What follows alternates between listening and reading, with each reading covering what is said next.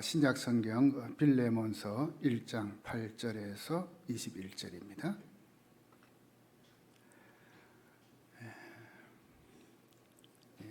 은혜 받으실 하나님 말씀은 빌레몬서 1장 8절로 21절 제가 읽도록 하겠습니다. 이러므로 내가 그리스도 안에서 아주 담대하게 내게 마땅한 일로 명할 수도 있으나 도리어 사랑으로서 간구하노라. 나이가 많은 나 바울은 지금 또 예수 그리스도를 위하여 갇힌 자 되어 갇힌 중에서 낳은 아들 오네시모를 위하여 네게 간구하노라. 그가 전에는 네게 무익하였으나 이제는 나와 네게 유익함으로 네게 그를 돌려 보내노니 그는 내 신복이라. 그를 내게 머물러 있게 하여 내 복음을 위하여 갇힌 중에서 내 대신 나를 섬기게 하고자 하나 다만 네 승낙이 없이는 내가 아무것도 하기를 원하지 아니하노니 이는 너의 선한 일이 억지같이 되지 아니하고 자의로 되게 하려 함이라.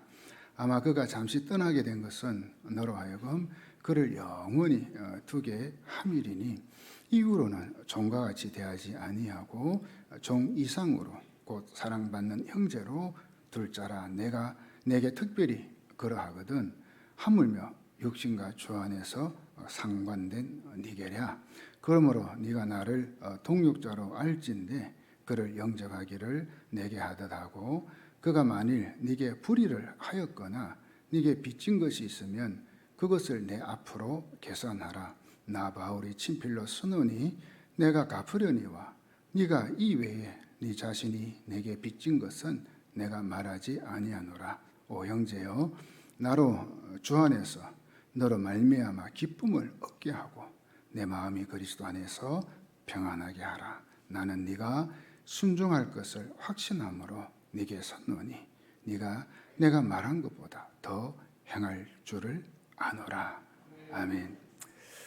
이 빌레몬서는 이제 사도 바울이 로마의 감옥에 갇혀 있을 때 이제 소아시아가 지금 그 터키 지역이죠. 거기에 있는 그 골로새 교회, 이제 골로새라는 도시에 있는 교회인데 그 교회를 섬기고 있는 빌레몬에게 쓴 편지입니다. 물론 그 당시 이 교회는 다 요즘처럼 이 예배당, 교회당 건물이 있는 게 아니고 가정에서 모였죠, 그죠? 가정에서 이제 몇 사람이 모인 거, 그게 가정교회. 물론 빌레몬은 이제 부자였기 때문에 집이 상당히 좀 컸고 그러다 보니까는 좀 여러 사람이 모일 수 있는 공간이 있었습니다. 그래서 이제 이 빌레몬에게 보낸 편지, 이게 또 이제 그의 가족, 아키포도 있고 아내와 또 아들로 추측되는데 있는데 이 빌레몬서를 여러분들이 읽어보면 기독교의 핵심인 사랑과 용서를 가장 잘 보여주는 성경이라. 그러니까 한 장으로 되어 있지만 기독교의 정말 핵심이죠. 사랑과 용서. 이걸 가장 잘 보여주는 성경이라 할 수 있습니다. 이 빌레몬서의 주요 인물은 바울과 빌레몬과 오네시모 세 사람입니다. 바울이 이제 전도 여행을 늘 다녔잖아요. 그러던 중에 이제 골로새라는 도시에 갔어요. 그때 이제 전도를 하죠. 물론 이 바울의 특기가 뭐죠? 가는 곳마다 전도하는 거니까. 그래서 이제 제자로 삼은 사람이 이제 빌레몬이라는 사람입니다. 그러니까 이 빌레몬은 바울의 영적 아들이라고 할 수 있겠죠. 그리고 이 오네시모는 누구냐? 그 빌레몬의 이제 또 우리가 노예라고도 하죠. 그 당시 노예 제도가 있었으니까 노예로서 그의 집안일을 하던 사람이었습니다. 그런 이제 오네시모가 이제 이 주인 빌레몬의 재산을 도둑질해서 도망친 것, 그렇게 보고 있습니다. 노예가 주인의 집에서 무엇을 훔치고 재산상의 피해를 주고 도망 나온 것, 이거는 엄청난 죄죠. 그 당시에는 다른 재판도 필요 없어요. 바로 처형시켰습니다. 그런 이제 처지에 있는 사람이 이 오네시모였다는 거죠. 그런 그가 어떤 경로로 해서 로마에 오게 되었는지.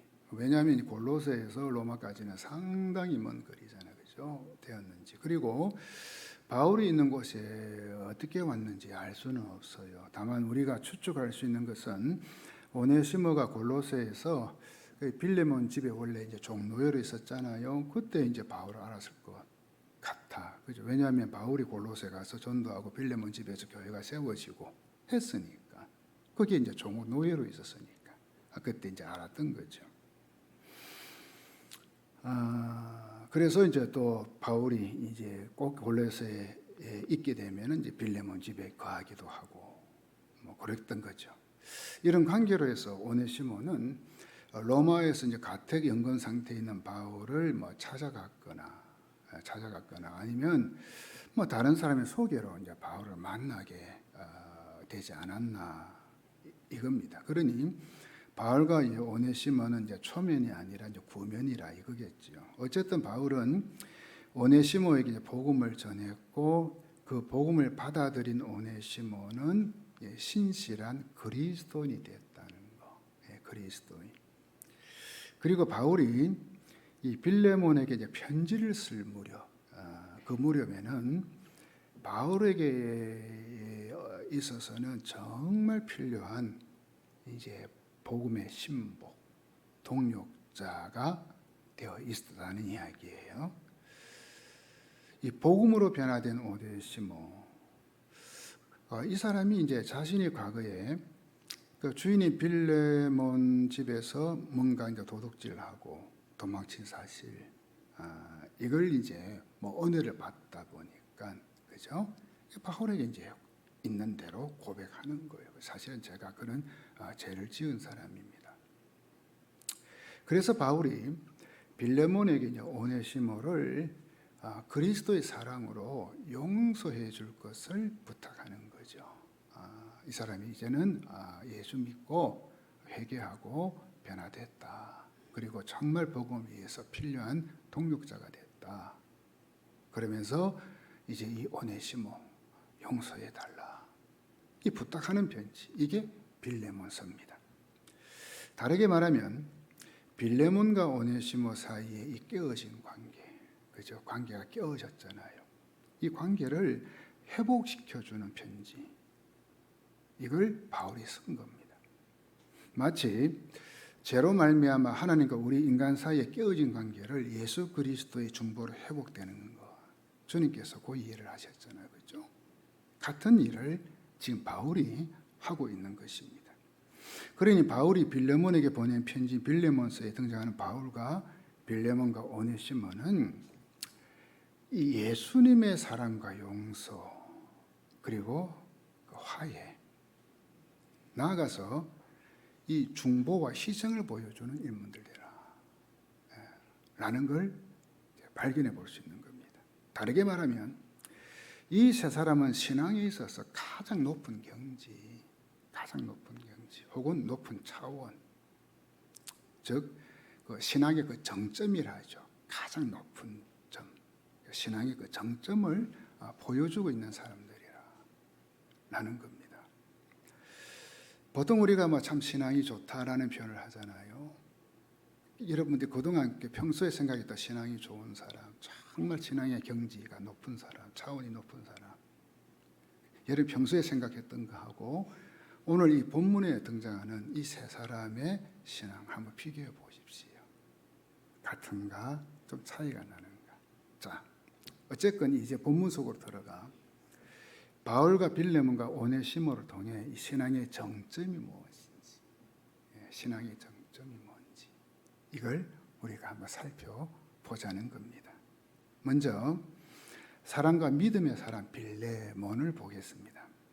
바울은 자신이 하나님께 감사하는 제목이 있음을 언급하죠. 그리고 자신이 이제 기도할 때마다 이 빌레몬을 위해 내가 간구하고 있다 고백합니다. 참 그러니까 이 바울이라는 분은 특기가 참 많아요, 그죠? 뭐 전도에 대한 특기도 있지만 이렇게 뭐 여러 성도들을 위해서 기도하는 특기, 그죠? 늘 기도하는 그걸 이야기를 해요. 바울이 하나님께 감사한 것은 이 예수님과 모든 성도를 향한 이 빌레몬의 사랑, 이 빌레몬의 사랑과 그 믿음, 그걸 들었던 거죠. 듣고는 하나님께 감사를 하는 거예요. 즉 빌레몬이라는 사람은 이 사랑과 믿음의 사람입니다. 이걸 듣고 이제 하나님께 감사하는 거죠. 어찌 보면 예수 믿는 사람에게 사랑과 믿음이 있다는 건 뭐 당연한 거 아닌가요? 그죠? 예수 믿으면 사랑이 있고 믿음이 있고. 여러분 안 그래요? 그죠? 당연한 거잖아요. 우리의 그 신앙에는 사랑과 믿음과 소망이 늘 있잖아요. 그죠? 이거 없는 사람 어디 있어요? 아멘이십니까? 하나님 사랑하고 이웃 사랑하고 영혼 사랑하고 이 사람이 그리스도인이잖아요. 그죠? 또 예수님을 믿음으로 내가 구원받고 또 성령의 능력을 믿음으로 하나님 역사를 일으키고 나타내고 삶에서 드러나고 이런 사람이 그리스도인이잖아요. 그죠? 또 뭡니까? 주님의 재림과 천국을 소망하는 자 그리스도인이잖아요. 이 땅에서 그저 여러 가지 그런 세상적인 복보다도 정말 저 영원한 하늘 나라에서 받을 복을 바라보고 주님의 재림을 기대하는 것, 고대하는 것. 이 사람이 그리스도인이잖아요. 그런데 여러분 중요한 것이 뭔가? 이런 신앙이 나의 삶의 현장에서 실제적으로 나타나느냐? 그게 이런 신앙이. 다시 말하면 이 믿음이라는 것은 이론이 아니라 실제라는 거. 실제. 이 믿음은 지식에 거치는 것이 아니라 행함으로 나타나야 한다는 거. 그래서 그 야고보서에서도 강조하는 게 뭡니까? 행함이 없는 믿음은 죽은 믿음이라. 그러니까 삶에서 행함으로 나타나는 게 진짜 믿음이다. 그 종교개혁가 존 칼빈의 말이에요. 믿음은 마음속에 엄밀히 숨어 있지만, 그죠? 내 속에, 우리 속에 다 믿음이 있잖아요. 그죠? 믿음 없는 사람 어디 있어요? 숨어 있지만, 그 다음 보세요. 선행을 통해서 사람들에게 그 자체를 알리는 속성을 가지고 있다. 그러니까 진짜 내 안에 이 믿음이 있으면 뭡니까? 그냥 사람들과의 관계 속에서 그게 드러난다는 거예요. 이게 믿음이라.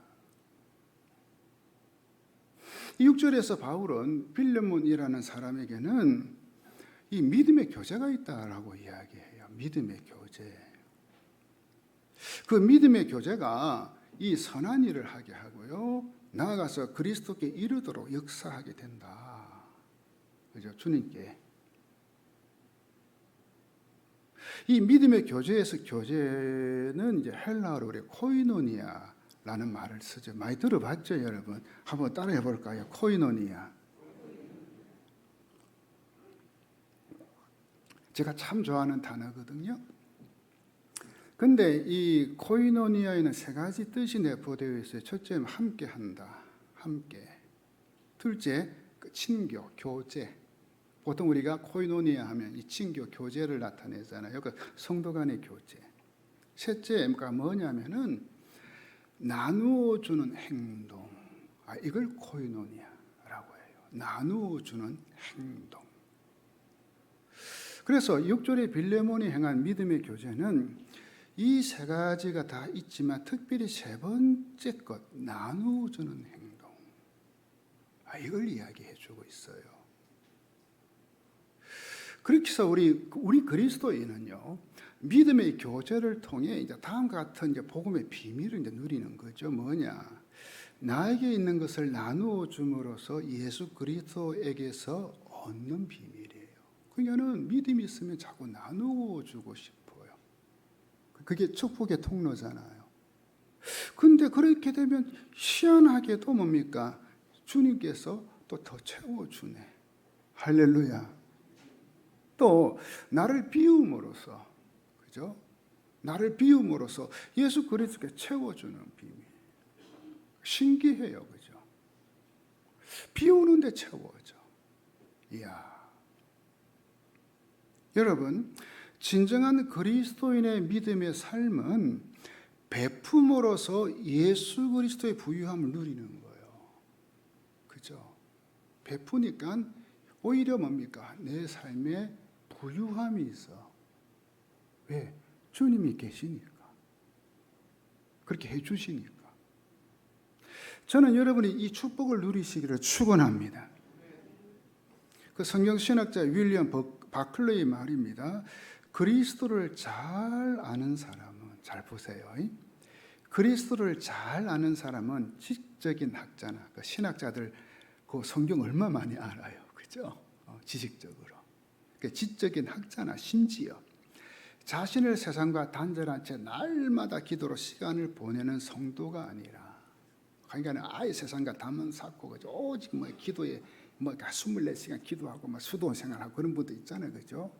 특별히 그런 또 은사가 있는 분이 있어요. 그런데 우리는 그게 아니죠. 우리는 세상 속에 살잖아요. 그죠? 그게 아니라 동료들 사이에서 관용을 가지고 다가서는 사람이다. 그 사람이 그리스도를 잘 아는 사람이다. 여러분, 믿음이라는 것은 이 성도의 교제에서 나타나야 돼요. 성도 간의 교제에서, 코이노니아. 그리고 세상 사람들과의 관계에서도 나타나야 되죠. 그죠? 베풀고 나누고.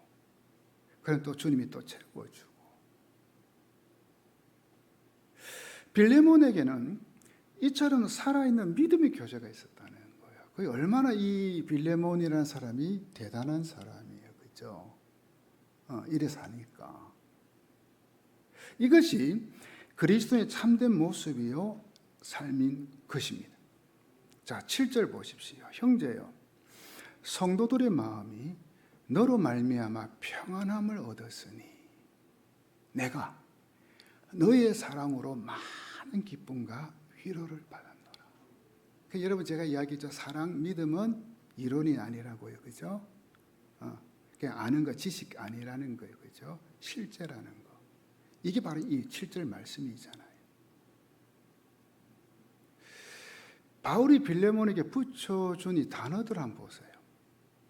믿음의 사람은요, 성도들의 마음에 이 평안함을 선물로 줘요.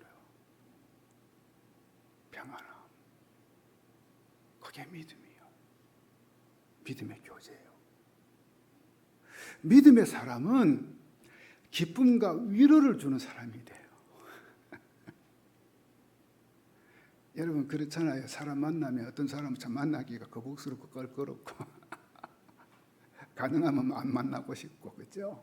그런 사람들, 어떤 사람은 자꾸 만나고 싶잖아요. 왜? 만나면 나한테 평안이 있고 기쁨이 있고 위로가 되니까. 그게 믿음이에요.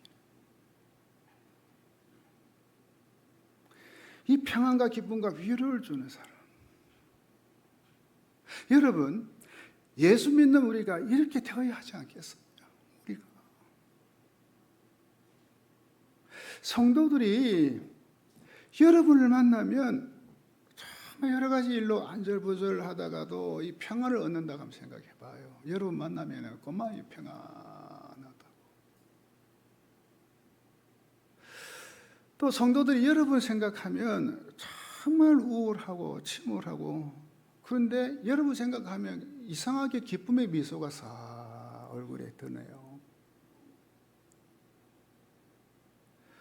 성도들이 여러분을 생각하면 삶이 힘들어 주저앉고 싶다가도 위로를 받고 일어선다고 생각해 봐요. 여러분 때문에.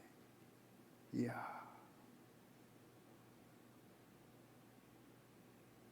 빌레몬은 소아시아 서키의 골로세라는 지역에 살고 있어요. 근데 지금 바울은 어디 있어요? 로마 그 감옥에 구금되어 있어요. 거리상으로는 수천 킬로미터 떨어져 있어요. 시간적으로는 뭐 수개월 동안 여행을 해야 도달할 수 있죠. 요즘은 비행기 타면 금방 가지만 그때는 그죠? 걸어서 가고 뭐 낙타 타고 가고 이렇게 하니까 그죠? 수개월. 근데도요, 이 빌레몬의 믿음의 선한 행위가, 믿음의 교제가 이 시공을 초월하여 이 바울에게 전해진 거죠. 그러니까 바울이 빌레몬 생각하면 뭡니까? 마음에 기쁨이 생기고 위로가 생기고. 이게 믿음. 이게. 한 그리스도인의 신실한 신앙과 인격과 삶은 시공을 초월하여 많은 사람들에게 정말 유익한 영향력을 행사하게 되더라는 이야기. 교회마다 이러한 그리스도인들을 가득 채워진다면 여러분 그 교회를 통해 이 복음의 이 엄청난 이 영향력, 이게 세상에 전파되고도 남지 않겠어요? 같이 있으면 마음이 평안해지는 사람, 같이 있으면, 같이 있으면 기쁨을 주는 사람, 같이 있으면 뭔가 모르게 위로가 되는 사람, 이 사람이 바로 빌레몬. 뭡니까? 신앙의 정점. 다른 게 아니라.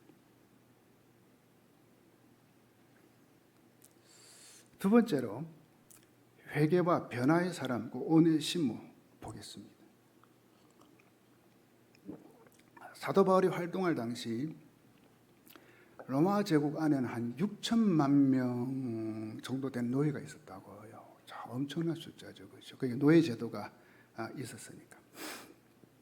이 노예는 이제 물건처럼 취급돼요. 그 시장에서 사고 팔고 그랬거든요. 그리고 이 주인에게 노예를 죽이고 살리는 권리도 있었고요. 그래서 만약 노예가 도망하면 뭐 잘해야 뭡니까? 이 도망자를 뜻하는 이 F자, 그걸 막 빨갛게 단 인도로 뭡니까? 딱 이마에 낙일 찍어버려요. 그러니까 어디를 가든지 뭐 F자 딱 여기 있으면 뭡니까? 아, 저거는 뭐 노예인데 도망친 놈이구나. 평생 그렇게 살아요. 근데 그것도 뭡니까? 잘 봐줘서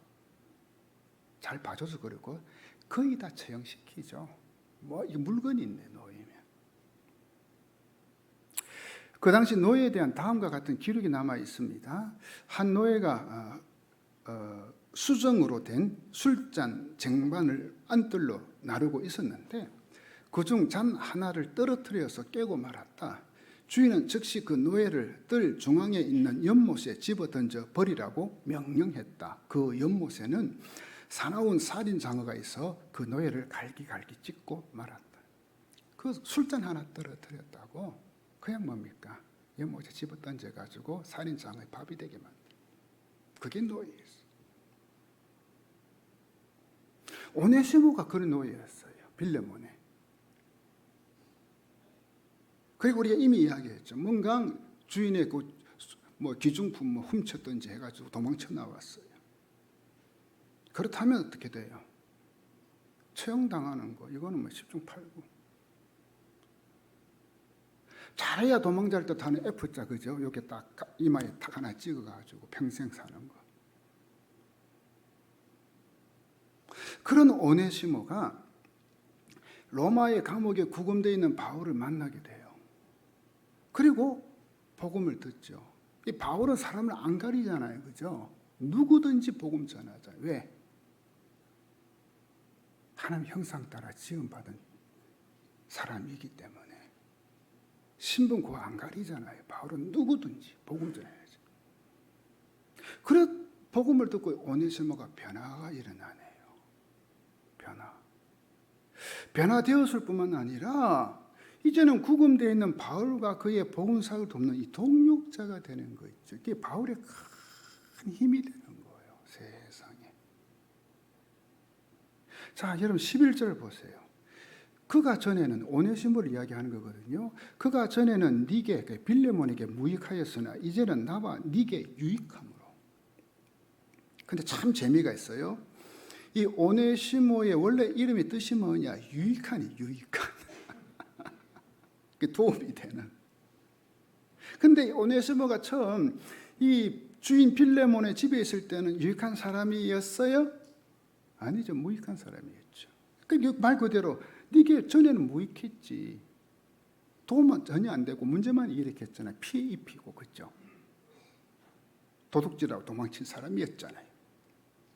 그러나 바울을 만나 예수님을 믿은 이후에는 그의 이름대로 유익한 사람이 되더라는 거예요. 이야, 뭐죠?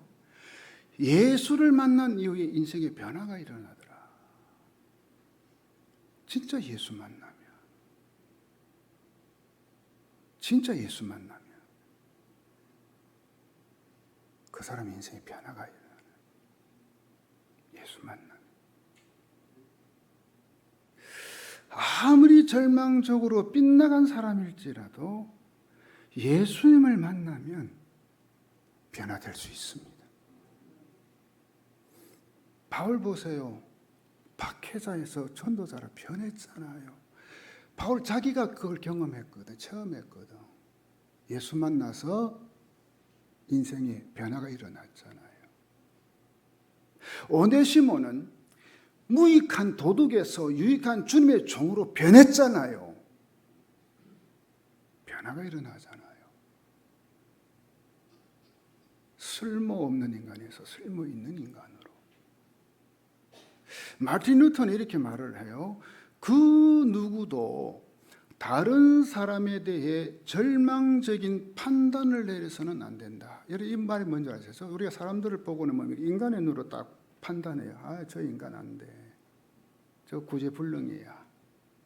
가능성 없어. 그죠?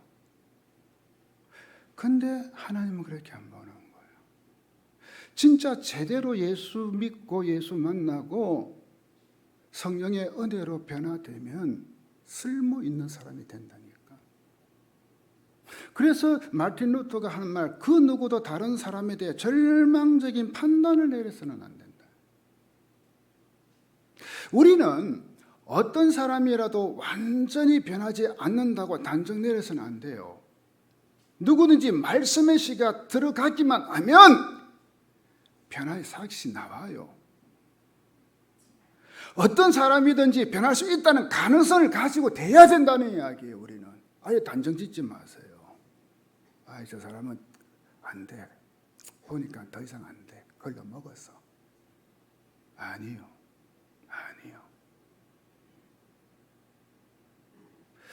전혀 쓸모가 없고 사고만 치는 사람이 있습니다. 그러나 그 사람도 은혜를 받아 변하면 유익한 사람이 된다. 유익한 사람이 된다. 이렇게 변화된 오네시모를 용서해 줄 걸 바울은 이제 빌레몬에게 이제 부탁하는 거예요.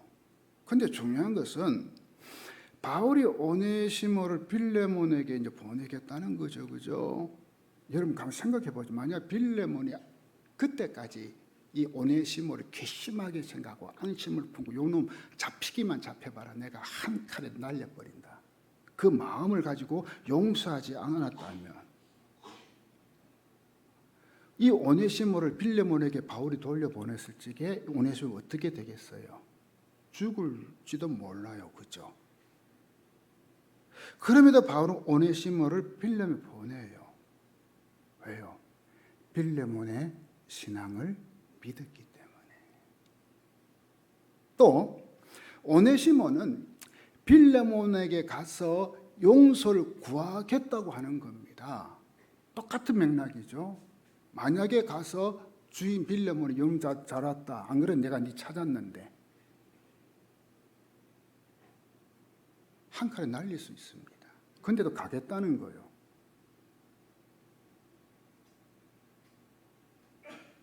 뭐냐? 오네시모를 빌레몬에게 보내는 바울에게 이 상대방을 존중해 주는 향기가 나요. 빌레몬을 존중해 주는 향기. 또 바울의 말에 순종하여 빌레몬에게 가서 용서를 구하겠다는 오네시모에게서 우리는 그의 대단한 용기와 결단을 볼 수가 있죠. 그죠? 여러분, 왜 오네시모가 이런 결단을 한 것일까요? 자신의 죄와 잘못에 대해 먼저는 하나님께 회개하고 다음으로 피해를 입힌 주인 빌레몬에게 가서 용서를 구하겠다는 거예요. 내가 어떻게 되든가 그거는 이제는 문제가 아니다. 나는 가서 용서를 구해야 돼. 빌레몬이 자신을 처분하는 대로 달게 받겠다는 거예요. 이것이 진정으로 예수님을 믿고 회개하여 변화된 그리스도인의 모습이라는 거. 그러니까 여러분 이야기했죠. 믿음은 뭐라고요? 이론 아니에요. 행동. 자, 그리고 여러분 이것을 아셔야 합니다. 하나님의 용서도 참 중요하잖아요. 먼저 이게 먼저죠, 그죠? 근데 사람에게 지은 죄의 빚을 해결하는 것도 중요하잖아요. 우리 믿는 자들 중에 간혹 놓치는 부분이 바로 이것이더라고요. 자신이 다른 사람에게 물질적으로, 신체적으로, 그리고 정신적으로 피해를 입혔어요. 어떤 모양이든지 간에. 그 사실을 나중에서 깨닫고 하나님께 회개하여 용서를 받고, 그리고 그 문제 해결됐다고 생각하는 거예요. 나 하나님께 회개했다. 그리고는 정작 피해를 입힌 상대방에게는 그에 맞는 보상을 하거나 용서를 구하지 않는다는 거예요. 여러분, 그래서 여러분 그 대표적인 게 그 미량이라는 영화 제가 한번 언급했죠. 자기 아들 살해한 그 남자를 용서하기 위해서 교도소 찾아갔잖아요. 그런데 그 사람이 웃고 있어요. 나는 자기 하나님께 하나님 믿고 하나님께 회개가 용서받아서 마음이 평안하다는 거예요. 미치는 거지. 자기한테는 한마디 말도 안 했는데. 우리 중에도 그런 사람이 있더라는 거예요. 하나님께만 회개하면 되지 뭐. 아니요. 사람에게 피해를 입혔으면 어떤 모양이든지 피해에 대해서 용서 구하고 할 수만 있으면 보상해야지.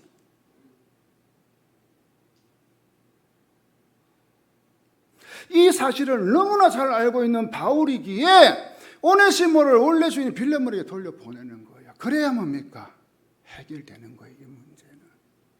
왜냐하면 여러분, 우리 인간관계에서 가장 중요한 게 뭔가요? 관계 회복이잖아요. 관계 회복. 관계 회복. 저는 확신해요. 이 빌레몬이 이미 오네시모 용서했다고. 그러나 오네시모 입장에서는 찾아가서 용서를 구해야만이 두 사람 간에 뭡니까? 온전한 회복이 일어나잖아요. 요셉이 형들, 자기 노예로 팔았던 형들 이미 용서했잖아요. 그런데 형들이 찾아왔을 때 어떻게 해요? 요셉이 확인하고 싶은 거예요. 진짜 형들이 회개했나? 자기 잘못을 알고 깨닫고 뉘우치냐? 그래서 여러 가지 테스트 하잖아요. 그죠? 왜요? 왜 그렇게 했을까, 요셉이? 형들 용서하지 않아서 그런 게 아니에요. 형들과 관계 회복하기 위해서. 그래서 이 바울은 편지로 그를 용서해 줄 것을 부탁하는 정도가 아니라 오네시모가 직접 빌레몬 찾아가서 용서 구하고 잘못에 대한 대가를 받을 것을 언급하는 거예요. 물론 바울은 빌레몬의 신앙과 인격을 믿었죠. 뒤에도 나오지만 오네시모를 그리스도의 사랑으로 용서해 주고 자신이 부탁한 대로 이제는 노예가 아니라 그리스도 예수 안에서 형제를 받아줄 걸 믿었어요. 왜? 빌레몬이 어떤 사람인가요? 예수 만난 사람이잖아요. 그렇다면 그 정도는 할 것이다. 왜? 신앙의 정점에 있으니까.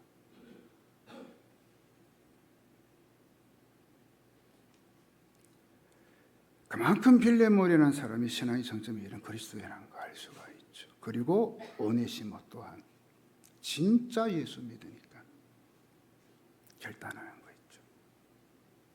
이제 마지막으로 바울 보겠습니다. 첫째, 바울은 사랑의 사람이었습니다. 8절에서 10절 한번 보세요. 그러므로 그리스도 안에서 나는 그대가 마땅히 해야 할 일을 아주 담대하게 명령할 수도 있지만 나오죠. 우리 사이의 사랑 때문에 오히려 그대에게 간청을 하려고 합니다. 나 바울은 이렇게 나이를 많이 먹은 사람이요 이제는 그리스도를 전하는 일로 또한 갇힌 몸입니다. 내가 갇혀있는 동안에 얻은 아들 오네시모를 두고 그대에게 간청합니다. 빌레몬은 바울이 전도해서 예수 믿은 사람이요 또 믿음 말씀으로 양육했고 믿음의 아들이고 나이도 뭡니까 엄청난 차이가 나요. 그러니 바울은 빌레몬에게 얼마든지 그 명령할 수 있는 위치, 야, 너 오네시모 용서해줘. 그렇지만 바울은 그렇게 하지 않았습니다. 간청하는 거 있죠. 다시 말하면 상하 관계에 의한 명령이 아니라 그리스도 안에서의 사랑의 관계에 의한 간구, 간청, 부탁을 하는 거 있죠. 바울의 마음에는 빌레몬이 자기의 명령에 복종해야 하는 사람이 아니고 예수 그리스도 안에서 서로 사랑하는 관계라는 거예요. 사랑. 이것은 이제 바울이 사랑의 사람이라는 걸 보여주고 있습니다. 바울은 평생 예수님을 믿으면서 깨달은 사실 하나가 있죠. 뭡니까? 사람은 누구든지 사랑해야 되는 존재다. 왜? 자기 같은 사람도 예수님이 사랑하셨는데 사랑해야 되는 존재다. 그리스도의 사랑으로 대해야 한다는 거예요. 사랑. 그래서 명령할 수 있는 상황인데도 명령하지 않고 부탁하고 간청하는 거예요. 빌레몬에게. 여러분 그렇잖아요. 명령은 사랑의 언어가 아니잖아요. 그죠? 명령. 이거 해, 저거 해. 하지 마. 잔소리 말고 내가 시키는데 해. 이건 사랑의 언어가 아니에요. 그러나 정말 부탁하고 간청하는 것은 이게 사랑의 언어예요. 고린도전서 13장 5절에 보면 사랑은 이제 쭉 나오죠. 그 중에 뭡니까? 무례하지 않는다 돼 있어요. 사랑은 무례하지 않는다. 우리가 조금 높은 위치에 있고 또 나이도 많고 여러 가지로 그러면요, 조금 아래 사람 또 어린 사람한테 좀 무례하게 대하는 경우 있잖아요. 그죠? 그 사람은 나이는 들고 높은 위치에 지위는 있는지 모르지만 사랑이 없는 사람. 성경에서 말하는 사람. 사랑은 무례하게 하지 않아요. 상대방이 어떤 위치, 어떤 사람이든지 존중해줘요. 왜? 하나님의 형상 따라 지음받았기 때문에. 11절에서 14절 보세요. 그가 전에는 네게 무익하였으나 이제는 나와 네게 유익함으로 네게 그를 돌려보내노니 그는 내 신복이라. 그를 내게 머물러 있게 하여 내 복음을 위하여 갇힌 중에서 네 대신 나를 섬기게 하고자 하나 다만 네 승낙이 없이는 내가 아무것도 하기를 원하지 아니하노니 이는 너의 선한 일이 억지같이 되지 아니하고 자의로 되게 하려 하였느니라. 자, 여러분 보세요. 빌레몬의 승낙을 구하여 바울이 참 겸손하죠. 상대방 존중해 주는 사람이죠. 이미 봤듯이 바울은 빌레몬에게 명령할 수 있는 위치에 있었잖아요. 그죠? 나이도 많고요. 그럼에도 불구하고 빌레몬의 허락을 구하는 거 있죠. 만약에 바울이 자기 위치를 딱 가지고 지위를 가지고 딱 명령해서 빌레몬이 오네시모 용서하라 해서 그렇게 용서했다면 이건 뭡니까? 억지 같은 일이잖아요. 어쩔 수 없이. 바울이 알았던 게 뭐냐? 이 용서라는 것은요, 용서하는 문제는요, 억지로 하는 성질이 아닌 거라. 억지로 하는 게 아니다. 용서는 뭐죠? 마음에서 우러나오는 게 진짜다. 타의가 아니라 자의에 의해서 나온 용서가 참된 용서다. 이걸 알고 있는 거예요. 자, 보세요. 형제가 싸웠어요. 아들 둘이가. 동생이 형에게 대들어가지고 주먹같이 한 방 날려버렸어. 동생이. 겁도 없이. 부모가 싸운 두 형제를 불러놓고 형에게 동생을 용서하라고 명령해요. 엄마, 너 그래 동생이잖아. 동생한테 그래 당했지만 용서해줘. 내가 아빠로서 명령한다. 그러면 어때요? 이 형은 부모의 강요와 명령에 의해서 억지로 내가 용서하지요. 뭐.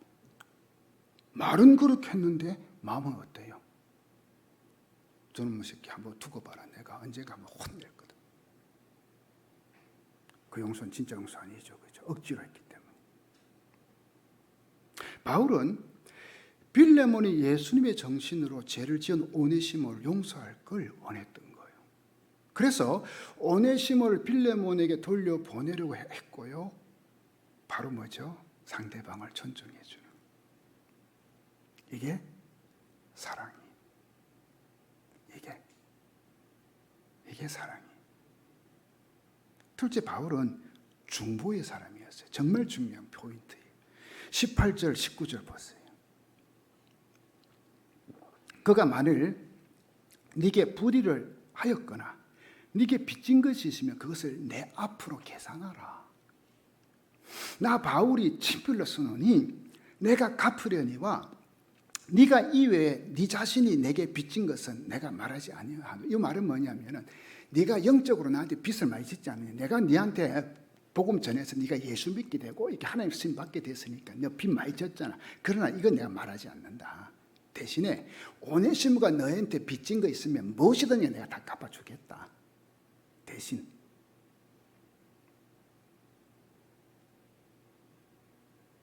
바울이 그렇게 해요. 보통 이런 경우에 이 가까운 사람이 이제 그걸 옆에서 딱 보고는 이제 보통 이제 권하는 말이, 보통 해주는 말이 보통 이런 것 같아요. 아이고, 앞으로 있는 힘 다 해가 열심히 일해서 번 돈 가지고 그 빚진 거 다 갚아야죠. 그죠? 우리 예수 믿는 사람들은 그렇게 사는 거잖아요. 그죠? 열심히 뭐 지금이라도 열심히 일해서 돈 벌고 그 절약하고 그래서 갚으세요. 그러면서 한마디 더 거들죠. 내가 옆에서 기도해 줄게요. 이런 말을 하기는 쉬운데 바울처럼 자기가 대신 빚진 것을 갚아주겠다고 나서는 사람은 좀 거의 없는 것 같아요. 솔직히 우리가 예수 믿지만 같이 신앙생활하는 성도를 위해 내 주머니에서 이 돈이 나가는 거, 그것도 대신 빚진 거 갚아준다는 거 참 쉽지 않은 것 같아요. 그렇죠? 아니 진짜 한 푼이라도 손해보지 않으려고 한 푼이라도 이익이 되는 일을 하면 참 제가 요즘 서글픈 게 그거예요. 어떤 사람 보니까 교회 다니는데 직분자인데요. 그것 때문에 신앙도 직분도 양심도 팽개치는 경우를 봤거든요. 그런 세상인데, 그런 판인데. 이 돈이 들어오는 주머니는 활짝 열려 있어요. 그런데 어때요? 돈이 나가는 주머니는 꽉 닫혀 있는 거예요. 왜? 돈이 지금 우상이잖아요. 돈이 하나님 돼버렸잖아요. 예수 믿지만 이 물질에 너무 인색하지 않은가 우리가. 근데 바울은요, 이 한 영혼을 살리기 위해 자기 주머니가 텅 빌지라도 기꺼이 그렇게 하겠다. 많은 성경학자들이 18절, 19절의 바울의 모습을 예수님의 십자가 대속의 은혜를 비유하고 있다라고 이야기해요. 예수님은 우리가 죄로 말미암아 죽어야 할 것을 십자가에서 대신 주고 주심으로 갚아주셨잖아요. 그렇죠? 대신 내가 대신 그 예수 그리스도 대속의 은혜를 진정으로 체험한 사람은 그 또한 대속의 정신으로 살게 되는 겁니다. 바로 화해자로 사는 거예요. 깨어진 관계 중간에 들어가서 서로 화해시키고 자신을 희생하면서까지 화해자로 살게 되는 거, 바로 예수님처럼 사는 거예요. 그러니까는 제가 이 말씀을 다 묵상하면서 깨달은 게 빌레몬이나 오네시모나 바울이나 똑같아요. 뭡니까? 이 사람들 안에 누가 계셔? 예수님의 그 은혜 사랑이 있는 거예요. 그냥 그렇게 사는 거예요. 자기가 있는 위치에서.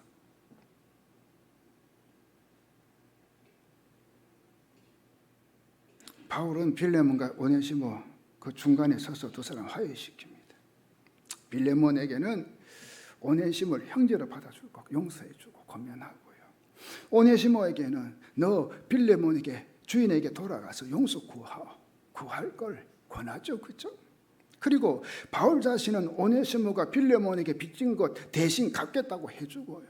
그러니 예수 그리스도 안에서 삶은 모든 관계를 회복시키고 변화시키는 거예요. 결국 뭐죠? 회복이에요. 용서, 화해, 회복이. 그리고 다른 사람과의 관계는 우리가 예수 그리스도와 맺고 있는 관계를 어떻게 보면 이 테스트 시험하는 거예요. 사실은 관계가. 예수님이 나를 용서하셨듯이 나도 나에게 잘못한 사람은 용서하는 거예요. 예수님이 나의 죄를 해결하시기 위해 십자가의 죽음으로 대속의 은혜를 베푸셨던 것처럼 나도 다른 사람을 위해서 대신 갚아주는 희생을 하며 사는 거예요. 여러분, 예수님을 믿는 증거는 삶으로 나타나야 돼요. 삶으로 나타나지 않는 신앙은 가짜 신앙이고 죽은 신앙이에요. 바울이 빌레몬서를 쓴 후 약 50년의 세월이 흘렀어요. 몇 년요? 50년. 그러니까 이제 50년이 흘렀으니까 뭐 한참 흘렸죠, 그죠? 반세기가 지났으니. 근데 위대한 순교자 중에 한 사람이 이그나티우스. 그러니까 이분이 처형당하기 위해서 그때 뭐 로마에 의해서 진짜 기독교 박해가 심했으니까. 그러니까 안디옥 교회로부터 이제 로마로 이제 연행되고 있었어요. 가는 도중에 그는 지금까지도 남아있는 편지를 소아시아 여러 교회 앞으로 보내요. 이그나티우스도. 그가 이 서머나에 머물렀을 때 에베소 교회에 편지를 보냈는데 그 편지의 첫 장에서 놀랄 만한 기록을 하나 남겨요. 그것은 뭐냐? 에베소 교회 감독에 대해서 높은 평가를 해요. 이그나티우스가. 어느 교회? 에베소 교회 감독. 그게 뭡니까? 요즘으로 하는 목회자. 근데 그 감독의 이름이 뭔 줄 아세요? 오네시모. 에베소 교회 감독의 이름이 오네시모예요. 그 편지에서 이그나티우스도 바울과 똑같은 결론을 썼습니다. 복음을 위해 유익한 종 오네시모. 노예였고 주인의 재산을 도둑질한 도망자인 오네시모가 바울의 권면을 받고 자기가 그러니까 가겠다 했죠. 골로새로 가서 주인 빌레몬에게 용서를 구해잖아요. 그런 오네시모 빌레몬이 예수 그리스도의 사랑으로 용서해줘요. 안아줘요. 품어줘요. 그리고 그리스도 안에서 형제로 대해줘요. 나아가 동역자가 되어 주님의 교회를 섬기게 되는 거죠. 그리고 오네시모는 에베소 교회로 옮겨가서 그 교회에 존경받는 감독이 되어 하나님 나라 복음을 위한 유익한 종, 무익한 종이 아니라 유익한 종으로 쓰임받게 되었다는 사실 여러분 아시나요? 이처럼 아름다운 이야기가 펼쳐지게 된 것은 바로 신앙의 정점을 보여준 바울과 빌레몬과 오네시모, 이 세 사람의 하모니가 이루어낸 아름다운 음악이었다는 거죠. 이 시간 우리는 묵상해 보아야 합니다. 나는 오네시모처럼 진정으로 자신의 죄와 잘못에 대한 회개와 돌이킴 그리고 용서를 구하는 신앙인인가? 나는 빌레몬처럼 예수 그리스도의 용서의 은혜를 체험하고 그리고 오네시모와 같은 사람을 예수 그리스도의 사랑으로 용서하고 받아주고 있는가? 나는 바울처럼 예수 그리스도의 희생과 중보의 은혜를 깨닫고 화해의 사람으로 중보의 사람으로 살아가고 있는가? 기꺼이 회복을 위해서 자신에 있는 것을 내어놓을 용의를 가지고 살아가고 있는가? 여러분, 신앙이 아주 좋은 사람, 그동안 여러분은 어떤 사람이라 생각했습니까? 오늘 말씀을 통해 다시 한번 신앙의 정점에 있는 사람들의 그 아름다운 하모니를 다시 한번 마음에 새기고 우리 또한 신앙의 정점에 올라서서 주님을 믿는 믿음으로 사는 우리 모두가 되기를 주의 이름으로 축원합니다. 같이 한번 기도하겠습니다.